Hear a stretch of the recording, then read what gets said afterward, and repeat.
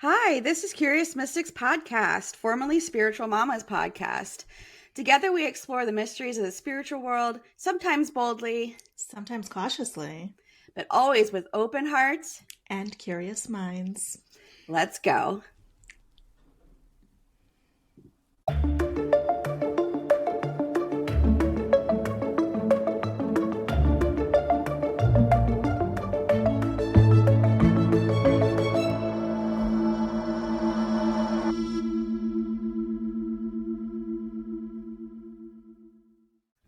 Hello. Hi. It's Erica. And Kim. From Curious Mystics Podcast. We're back. We're here. We're here. How are we feeling today? Feeling okay. Feeling a little, blah, I guess. Not like anything's wrong or just low energy. Yeah, I feel that. Do you have a good weekend? Yeah, it was okay. I was babysitting and there was a lot of kids to watch, so it was a lot of stuff, but yeah, that can be overwhelming. Those are usually the times where it's like, let's just run around. Run around from here to there, keeping the kids occupied, but doing things that are fun and appropriate and Yeah. I hear that. A lot of that. I'm tired. I picked up at the hospital yesterday for the first time in a couple of months, so you would think that like working one 12-hour shift should not be that big of a deal, but it makes me so tired. It's also something that you have to like get into the habit of. Like if you're going to work a 12-hour shift, it's easier for you to do that repeatedly as opposed to every once in a while. Yeah, I was thinking about this because I used to work 7 12s in a row. Yeah, like that's disgusting. For what, 2 or 3 years? I don't know. I apparently was not functioning. I was like, oh my gosh, this morning I'm like, I would have been already seeing 15 people by the time we got on for this. Yeah, that's insane. Yeah, very, very. So, but that's okay. We're here. We're recording, which is always fun. So, well, what do we got going on today? So I'm going to talk a little bit about everyday magic. This was something that I had like made note of because there's, I think, a lot of different ways that people can take this. So it's kind of just finding easy, intentional ways to direct your energy, to manifest, to reach your goals, to stay connected. Yeah, I feel like people, when they think magic, they think like witches, but or like abracadabra or something like that. But I mean, if you could take the definition of magic as like fantastical or I don't know, fun and spiritual. I don't know. You can take it by many different ways. Yeah, and I think that's why I was kind of drawn to that because there is so much that could go into everyday magic. And yeah, maybe you're practicing witchcraft and that's one way that you do it, but for this sense it might not look quite like that. It might be similar, it might be totally different than what you're used to, but yeah, I just wanted to dive into it a little bit. Yeah, I'm excited. So I wanted to think first about like, why does this even matter?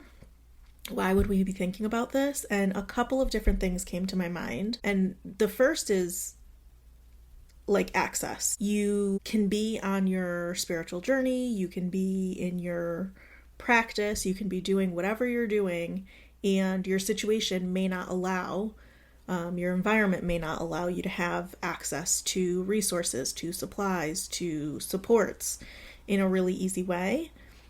Maybe you're on vacation and so you're not in your typical environment. Maybe you just moved and so you have to get settled in. Maybe you're in a public space and so you have less privacy or access or comfort. So recognizing that across the board, no matter where you are, no matter what the situation is, you can still kind of focus your energy and intention with whatever you have available to you.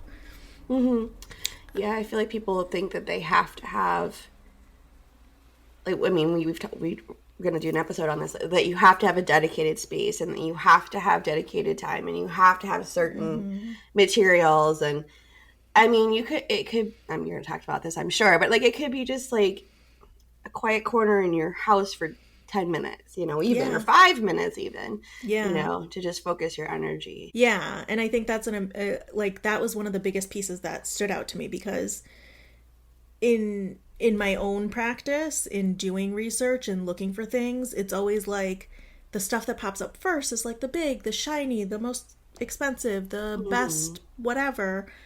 And that's not realistic for a lot of people. It's not realistic for me in some cases. So it's like, okay, well, what do I have access to? And then there's, of course, the other side of access is like, do you have the money, the funds, the ability to access resources?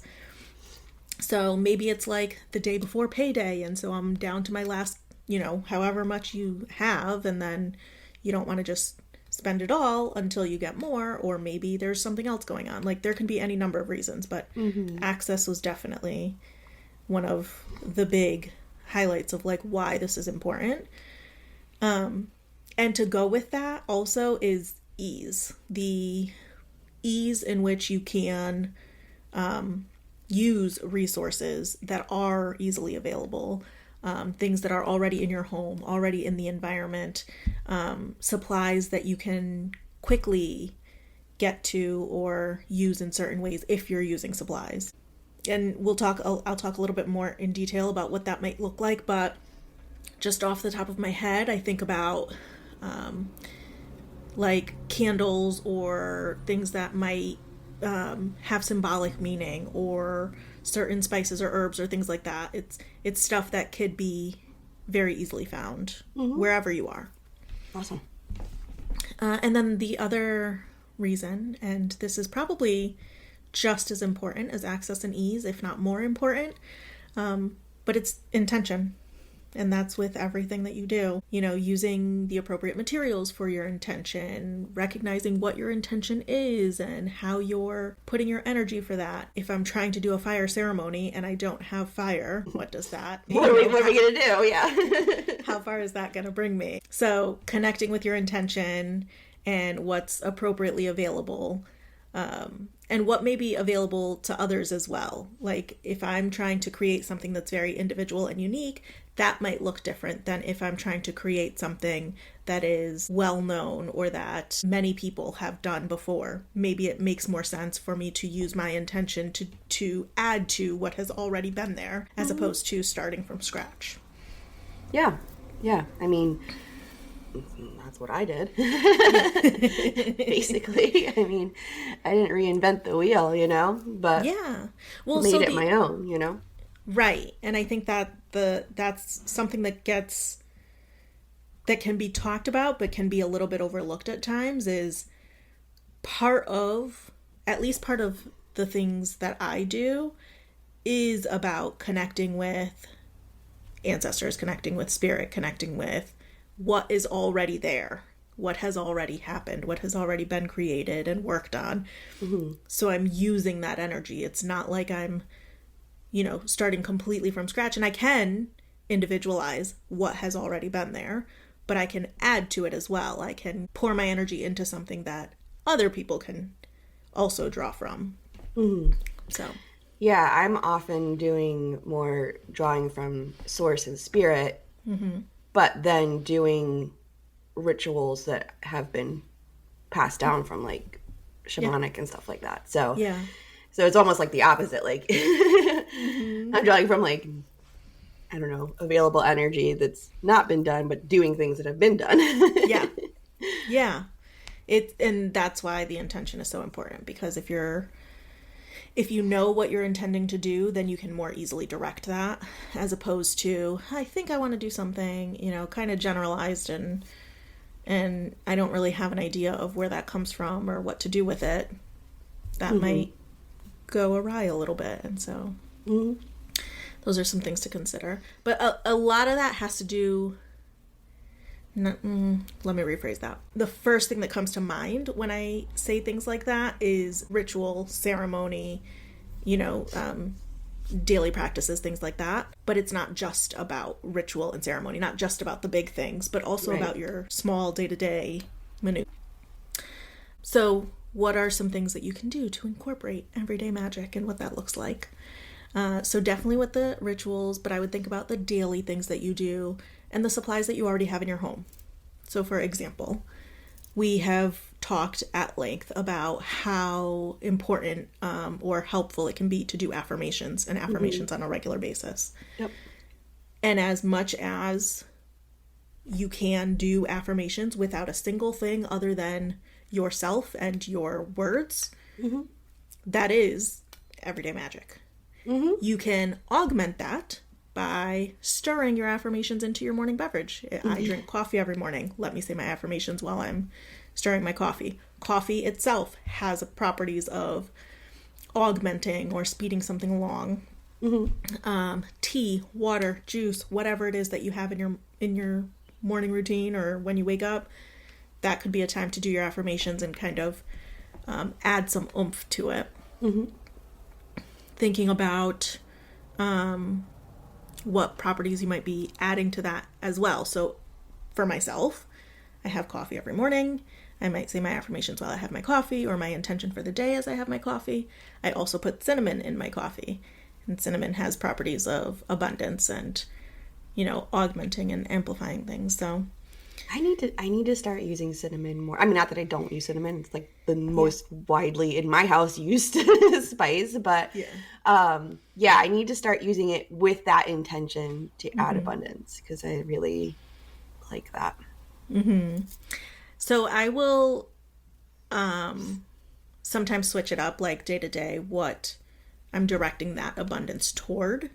But I always I put the cinnamon in with the coffee grounds as it's brewing. So that might be for that day. If it's a work day, having abundance with clarity in my work, in my discussions, with my connection, having abundance in my success, having abundance in my productivity, having whatever it is. If it's a non-work day, then whatever I have planned for the day, maybe it's directing it towards that. But I do that every morning. Other things that you can do, things that you might do already, cooking a meal. You might already be making yourself dinner or preparing your meals for the week or something like that. Thinking about what corresponding herbs or ingredients you can use to amplify, imbue, augment, highlight, whatever your intention might be for the week. So one of the things that I do, that I make on at least a weekly basis, if not more, is yellow rice. We make rice and beans, arroz con gandules, every week. And I always, and have always, even before any of this, have always put bay leaves in my rice. As coming into this spiritual journey, I have learned that bay leaves have an association with luck and protection. Okay. So the thing that I do every week anyway now has taken one extra step, and it's not a big step. I'm already doing this. I'm already putting the bay leaves in there, but now I'm very intentional about what I want. The people that consume this rice, I want them to be protected. I want them to have luck. I want them to whatever. I like this. Hold on. I need to write some of these things down. Okay. All right. So we got cinnamon for abundance. Abundance. And you said bay leaves. Yep. Are protection. Yeah, and protection what? And luck. And luck. Okay. Cool. Very cool.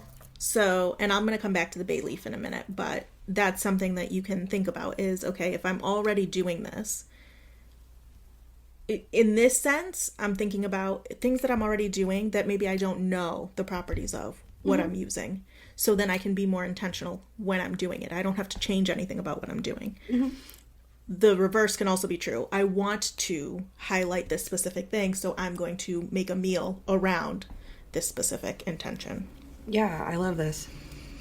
And, when you think about any item, especially in your kitchen, bay leaves, star anise, salt, lemons, honey, vinegar, anything, any spice, any herb, any ingredient that you have, it will likely have a corresponding spiritual significance or, something that you can use it for. So, well, quote unquote spells and potions are all literally like herbs and things that you have, like that you could eat or would use in things like that. So yeah. And this is where I can see there can be like crossover, and people can sometimes feel averse to that because it's like, oh no, I don't want to be doing, well, okay, but we're talking about, and you and I have had this conversation, and if you haven't heard it, then go back to that episode, but we've talked about how everything has a frequency, a vibration, an energy. Energy cannot be created or destroyed. It is there in every single thing ever.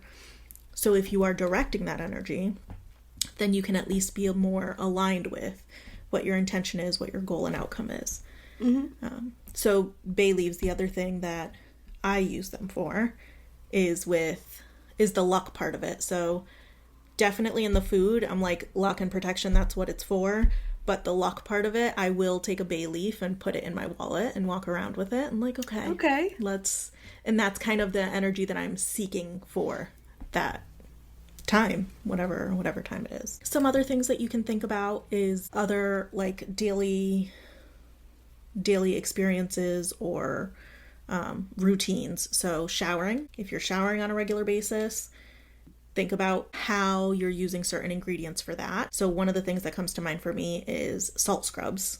And not that I'm doing a salt scrub every day, but maybe once a month I'm doing a salt scrub on the bottoms of my feet or on my legs. And like, yes, there's an exfoliation factor that happens, so that's a very practical thing. But salt is often used for protection, amplifying intention. Like on the spiritual side, you can think about what's the purpose of this ingredient, and then how can I use that in my everyday as well. I know some people who do like salt scrubs or sugar scrubs on a very regular basis. I don't do them that often, but every once in a while I can throw that in. I need to, but I don't. Not as frequently. And then aside from like spices or herbs or kitchen products, there's also the stuff that's like just around in your day-to-day. So I have plants all over my house, and certain plants can correspond with certain intentions. So for instance, I have this snake plant in my kitchen, which I absolutely love. It is the most slow growing plant I have, and that can be so infuriating. But snake plants are often associated with resilience and protection. So when I'm taking care of that plant, and I do talk to my plants, I talk to all my plants and my animals, and I feel like that's a thing. Like that is a thing. I've done that forever.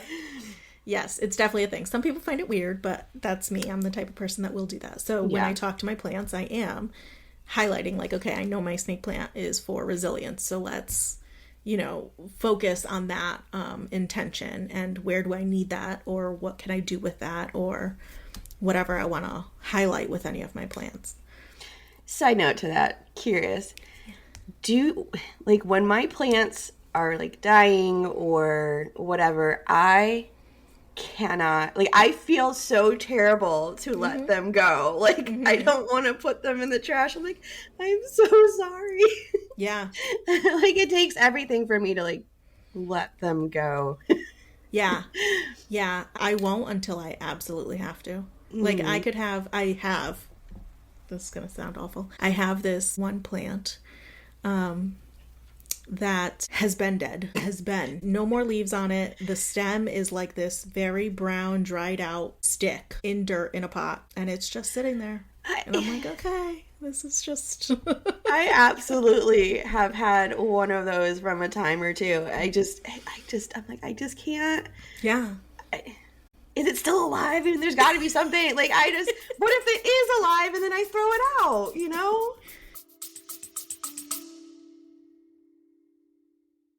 Hey friends, we just wanted to take a moment to remind you all that you can interact with us on social media. We can be found at Curious Mystics Podcast on all platforms. And if you haven't already, please take a moment to like, subscribe, and share so that we can keep showing up for you guys with new weekly episodes and content. Thank you for hanging out with us so far, and stay curious.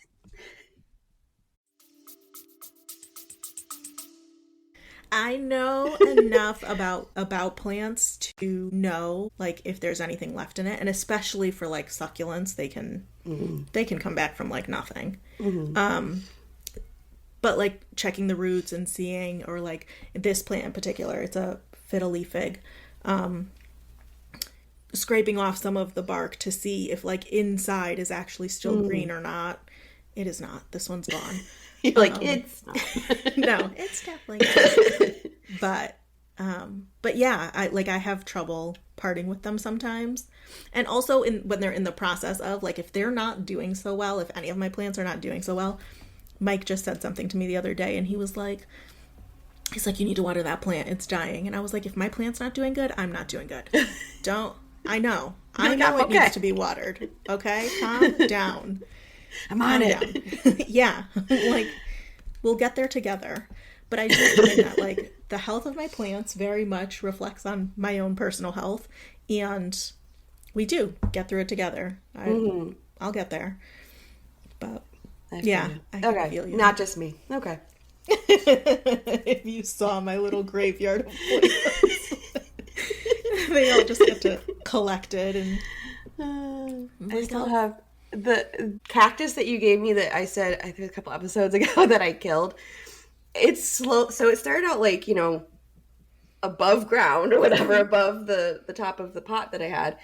And it's like slowly like smooshed down. I'm looking at it, just the top of its head still there. And I'm like, I'm sorry. Yeah. It happens. It happens. All right. It's okay. It's also, though, I think, okay, like, if that's not what you're experiencing, and, like, it's okay to let them go, too, because that's a natural cycle, so. We're just attached to our plants. Yes. So plants are definitely, and this goes for like the ones that you have indoors and the ones outside. If you have any sort of property, whether you own it or rent it or whatever, but if you have property and there are plants on your property, there's a tree, there's a bush, there's flowers, there's whatever, that goes to them as well. Those plants can have significance, can have energy that you can feed into, that you can draw from, that you can, honor and things like that. So.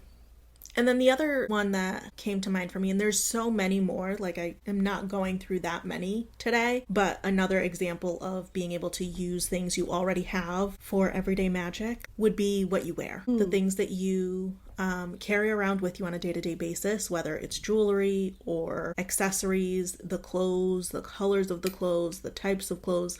What is that signifying? Is it something that is augmenting your energy? Is it something that is representing your energy? Is it something that is protecting or sharing or is that meaningful in some way? Mm-hmm. That's another big one that we all experience. So. Yeah, I'm looking at our video right now. I have labradorite and, oh my gosh, I can't remember what this one is. I have those on me as a bracelet. And actually, I don't know, do you remember giving this to me? You gave this to me. It's like, I am the storm in Morse code. I wear that every day. So on another aspect to that is like my husband gives me jewelry. He hasn't in a while, but periodically gives me jewelry. And all the necklaces I own are from him. And so I wear one every day. And if I don't, I feel disconnected from him. Yeah. It's like weird, and like it's just a piece of jewelry, but and I haven't been able to wear my wedding rings because I have like this problem with my finger right now, and so I'm like naked. I feel disconnected. I'm like, I'm not married. Like, this is weird. Like, I don't like it. yeah, but there is so much, and I think so many people will resonate with that too, that like especially if it's somebody that you care about and they're giving you this gift of jewelry or whatever, when you wear it, you think of them. When you wear it, you feel connected to them. When you wear it, you're, in sync. And then when you're not wearing it, especially if it's something that you wear every day or all the time, when you're not wearing it, you feel disconnected or you feel naked or you feel off in some way. Yeah. I have to have something. One of the necklaces he has, I interchange them, but. And this, you think about how this applies in other scenarios. So people who maybe aren't super connected spiritually or don't pay attention to that sort of stuff still do things like this. I have heard, and the longest time ago, in all of like the true crime that I have watched or listened to, I heard this thing a long time ago that like when you go to a courtroom, you're supposed to wear blue. And blue stands for innocence and I think power or some significance like that. So when you're in a courtroom wearing blue shows that you're, like that you're innocent if you're on trial for something, or that you're holding the power, or that you're, whatever it is. But even in different environments, you find that people do this without necessarily thinking about the intention. So when you're being very purposeful with it, it can kind of help direct your path or keep you on track or get you to your goal. Yeah. I'm thinking about moon water. That's something that is free. Yeah. Literally, it's water, and all you need is a window. Yeah. So, yeah. Actually, at time of recording, the full moon is tomorrow. So we're here. So now is the perfect time. But yeah, and we do this on a monthly basis, and you can very easily use the energy from the moon, get that very much like entwined and imbued with your water, and set the intention for what you want for that energy, and then use it for whatever purpose. I use mine for my plants. We talk about this all the time. You use yours for your morning beverage, and you will do your affirmations, and this is something that you can do on a regular basis. So when I think about any of these practices, we're highlighting any area of your day, whether it's your morning routine, your meals, your travel. You can think about in my car where I have certain charms for my travel to kind of highlight protection, and especially since all of the car accidents that I've had in the past, and I'm like being very mindful about that now. But you want to keep these things in mind.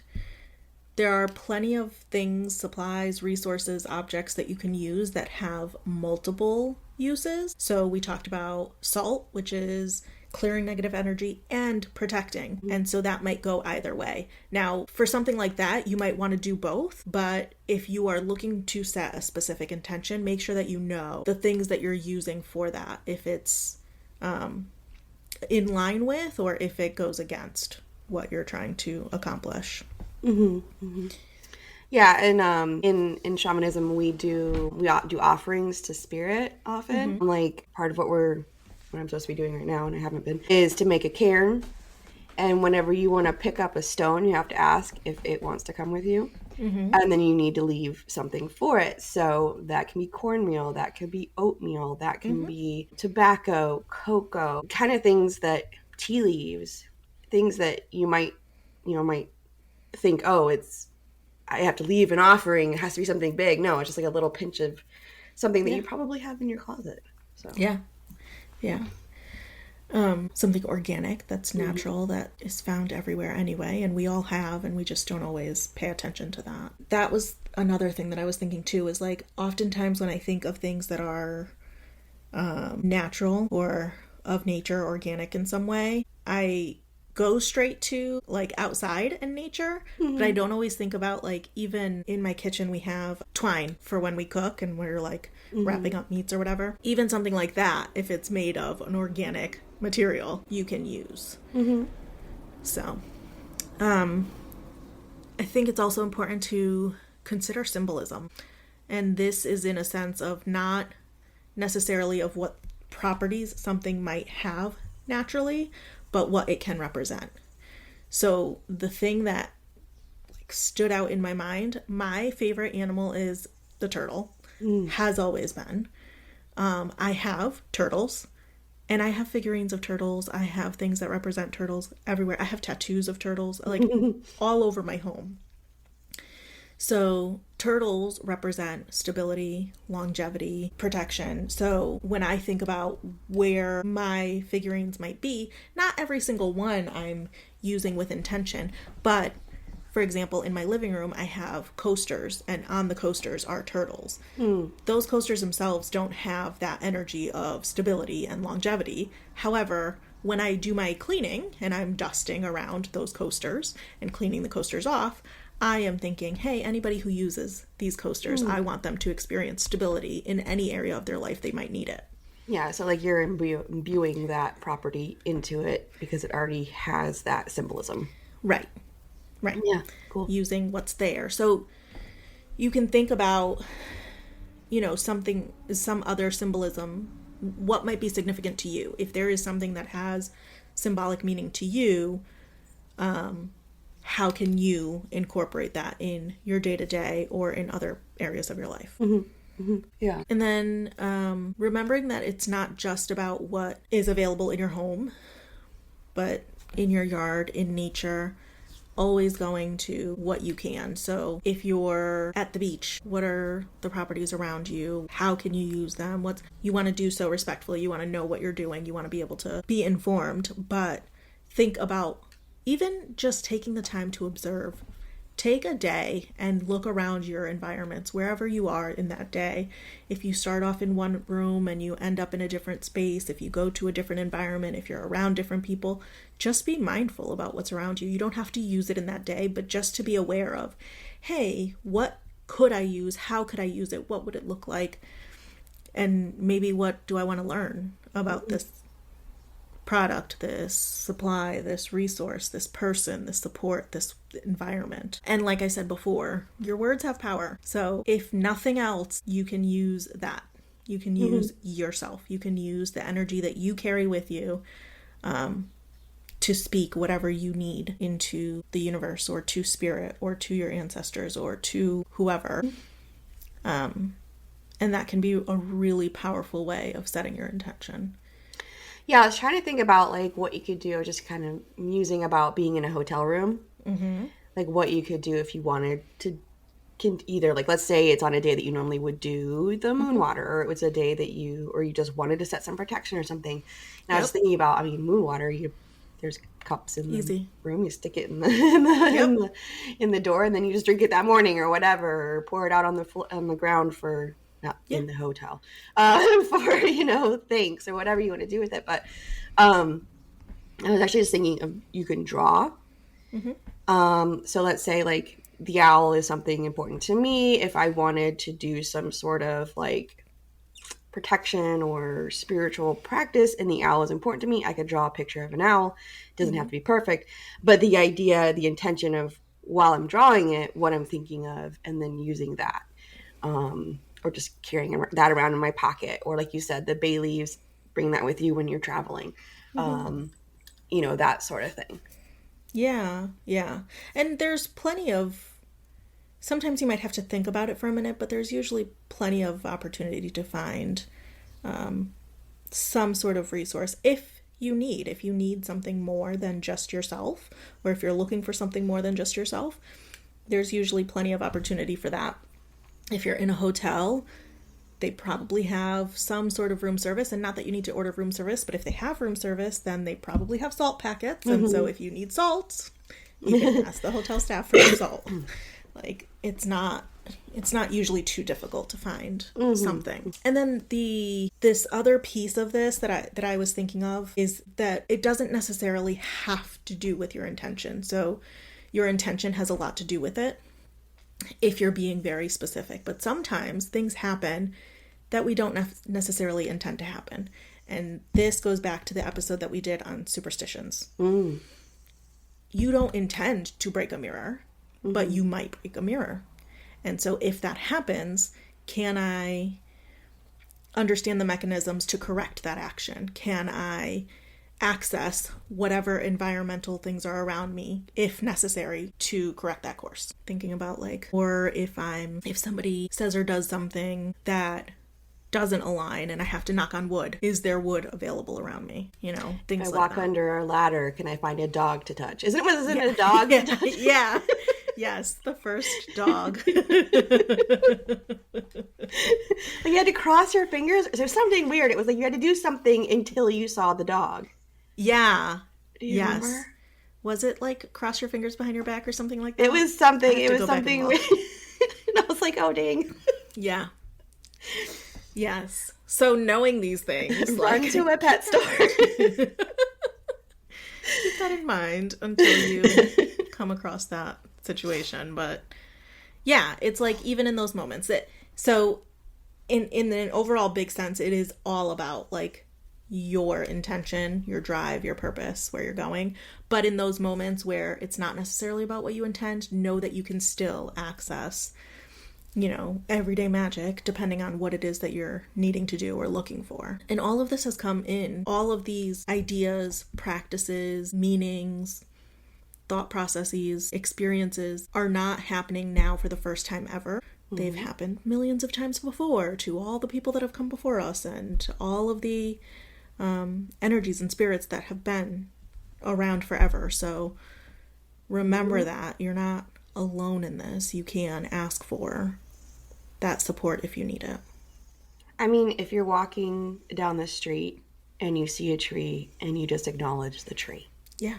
Do you know what I mean? Like it's that, and honestly, and that's going to raise your vibration. Mm-hmm. Just those little tiny things. I mean, it takes 3 minutes, 3 seconds, you know? Yeah. Like, I see you, tree. I appreciate you. Yeah.